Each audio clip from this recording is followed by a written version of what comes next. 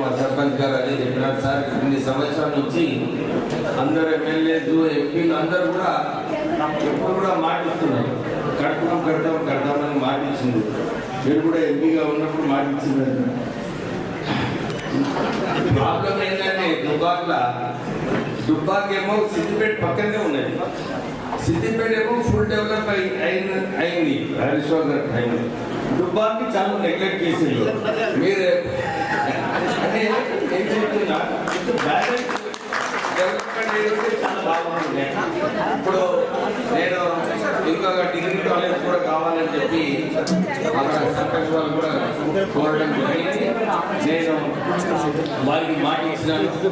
Definitely ఎందుకంటే రాష్ట్ర ప్రభుత్వం ప్రజాపాలన కాంగ్రెస్ ప్రభుత్వం వచ్చిన తర్వాత 50,000 మందిని టీచర్లకు భర్తీ చేయడం జరిగింది. అయితే మనకు ఇక్కడ మా